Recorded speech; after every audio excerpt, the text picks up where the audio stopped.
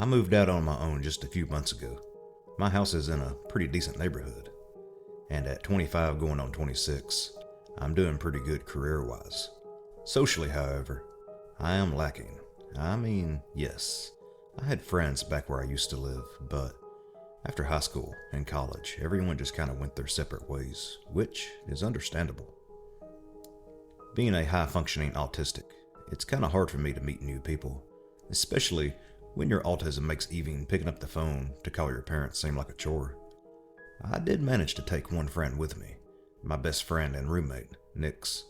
She's the cutest black cat I've ever seen, and my dad found her for me about 15 years ago when she was just a kitten.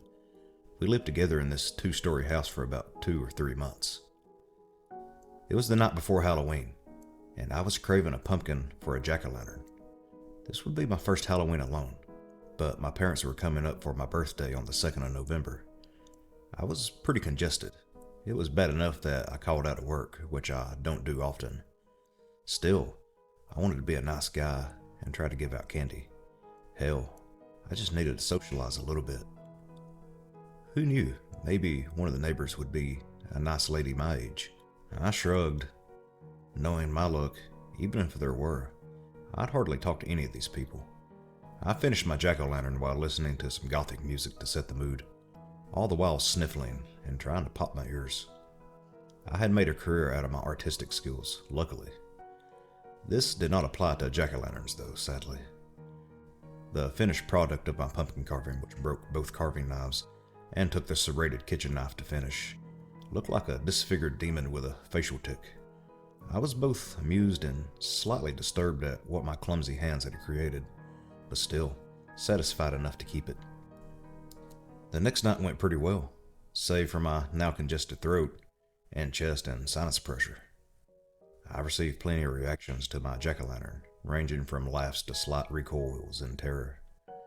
As the evening went by, the trick-or-treaters became even more disturbed, and at the end of the night I found out why. I looked at the pumpkin, and what had started out looking like an abomination had shriveled into something that literally looked like a twisted skull. I coughed and chuckled, feeling somewhat sympathetic towards it. I felt like I wanted to shrivel up too. I woke up probably about noon that next day, feeling even worse than last night. I was dizzy as hell. I couldn't breathe, and I was almost completely deaf. My ears rang, and I felt as if they would explode. I didn't want to get up. I had no reason to, but I did anyway. At least I wanted to check the mail or get something to eat and maybe take some decongestant. As I stumbled downstairs and shuffled outside in my robe and slippers to get the mail, I noticed that my pumpkin had vanished.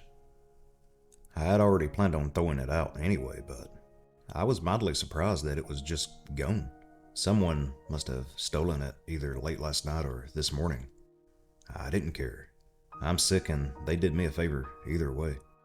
I went inside with the mail and thought very little of it. I had myself a bowl of chicken noodle soup and a Coke as I took my meds, then shuffled upstairs to lie in bed and watch TV in my room. As crappy as I felt, I didn't want to do anything else. I woke up at 8:36. By what my clock told me, my TV was still playing. I felt even more so dead to the world. I could barely lift my head. When I finally managed to do so, I saw Nyx curled up at my feet. It was such a precious sight, and with my hoarse voice I said, "Hey, Dixie." She didn't respond. She must have been fast asleep. I reached to pet her when I felt her body, stiff and cold. Again, she didn't move. Oh God, she was dead.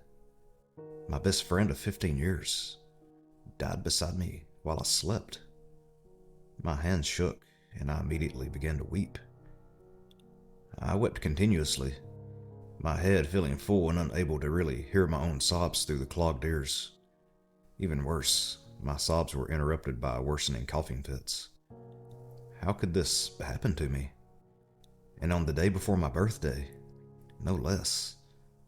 I sobbed and coughed bitterly when the irony hit me that my birthday was known to be a Hispanic Day of the Dead.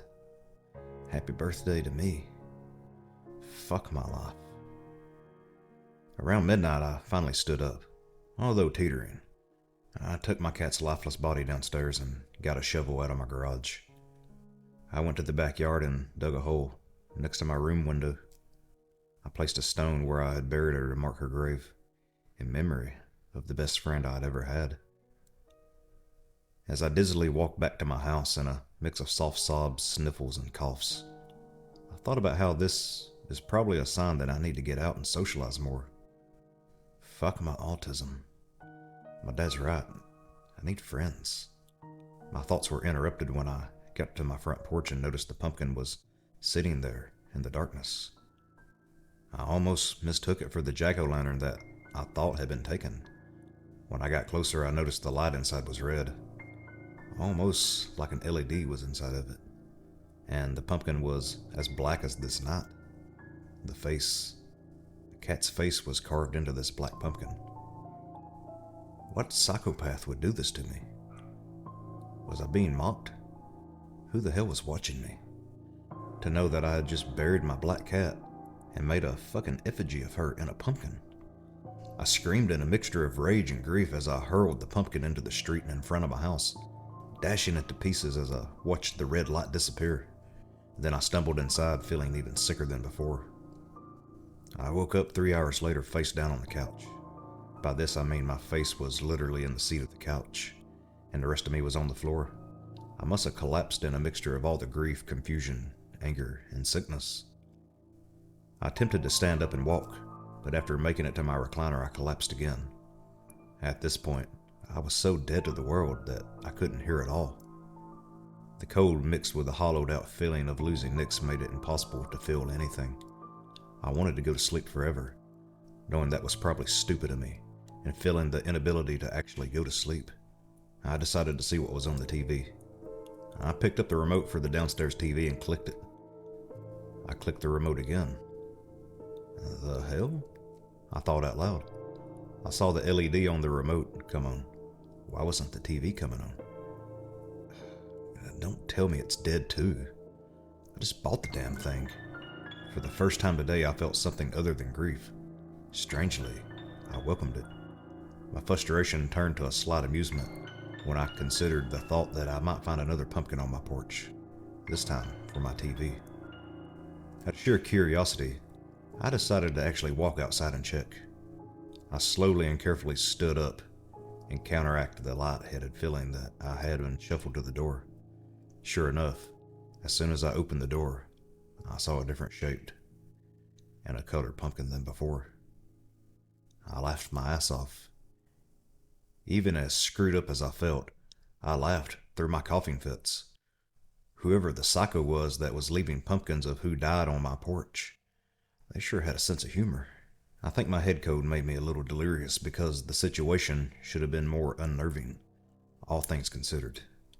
After I stood back up from the cackling hoarsely and coughing, I noticed the pumpkin skin color. It wasn't a color I normally saw in a pumpkin. It had a fleshy olive color to it. My stomach sank when I looked down at my arm and back to the pumpkin. It was my skin tone. I panicked, and the next thing I remember, I was in front of the pumpkin as if it had just appeared before me. The pumpkin was unlit, and with it being 3 a.m., I could barely make out what it was. Suddenly, the inside of the jack-o'-lantern lit up, revealing to me what I dreaded to see. It was my face. Oh no. Oh hell no. These pumpkins weren't markers of who died. They were warnings. Some serial killer must be marking his targets with jack-o'-lanterns. Or something. Shit. Panicking, I bolted inside, more like floated actually, as dizzy as I felt. I started upstairs to my bedroom to get my ninja sword from under my pillow. This asshole wasn't going to take me without a fight. As I got about halfway upstairs, the realization hit me. This jack-o'-lantern killer had killed Nyx. How did he make it look like she died of natural causes? I got my answer as I rounded the corner and entered my bedroom. I saw Nyx curled up on my bed as I found her earlier, as if I hadn't buried her, lying next to my limp body. I can't tell if I was horrified or stunned at the surreal nature of what I'd just seen. but out of reflex I gasped. This sent me into a coughing fit, worse than the previous ones. I coughed as if my lungs were trying to come up. My head pounded as I whooped and hacked, and I collapsed to the floor as my vision blurred, and then it narrowed. The obituary read, Leonard Timothy Schmidt, November 2nd, 1986, November 2nd, 2012. After 2 agonizing days of being bedridden, with temperatures above 100 degrees, Leonard succumbed at 3:33 a.m. on his 26th birthday. His father and mother, who had come to visit him, found him lifeless in his bed that morning. He was lying with his beloved feline, Nyx. Forensics concluded that after 15 long years, she died of old age, curled up next to her best friend merely hours prior.